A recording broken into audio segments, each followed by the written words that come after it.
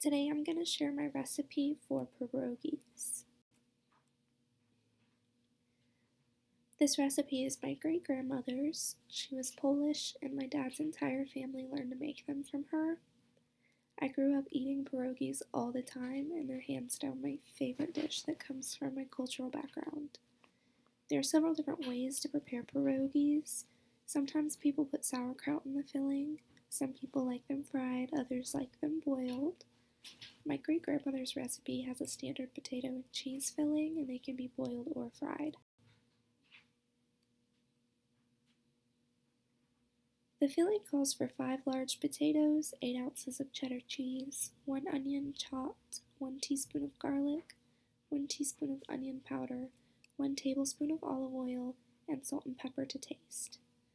For the dough, you need 3 cups of all-purpose flour, a half cup of milk, 3/4 cup of water, and 1 tablespoon of butter, and a pinch of salt. And then for the toppings, you need 1 onion chopped, 6 slices of bacon chopped, and a half cup of sour cream.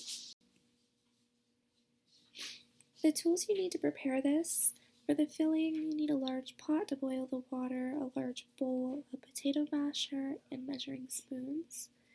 For the dough, you just need a large bowl and a cup or something else that is round to cut the circles out of the dough. And then for the toppings, all you need is a frying pan. To prepare the filling, you're first going to put the potatoes in a pot, cover them with water, and cook them until they're tender.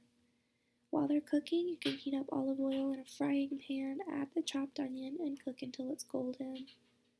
When the potatoes are tender, you drain the water and mash them until there's no clumps.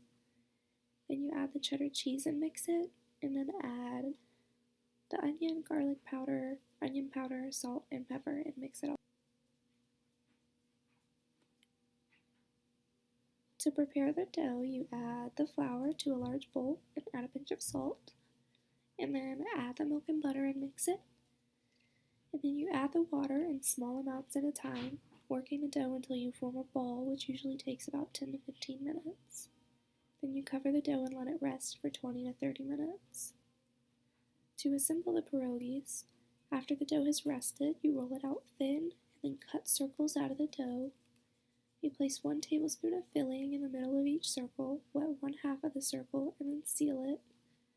Boil a large pot of water. Once it's boiling, you can add the pierogies about 8 at a time. And then when they come to the surface, you allow them to cook for about a minute and then take them out of the water. After boiling them, you can add the toppings and serve them, or you can fry them. To do so, you put 1 tablespoon of oil and fry the pierogies on each side until they're golden brown. For the toppings, you add oil to a pan and add the onions and bacon, and then just fry them until the onions are golden brown and the bacon is crispy. Add the onions and bacon on top of the pierogies and serve with sour cream. And that's it.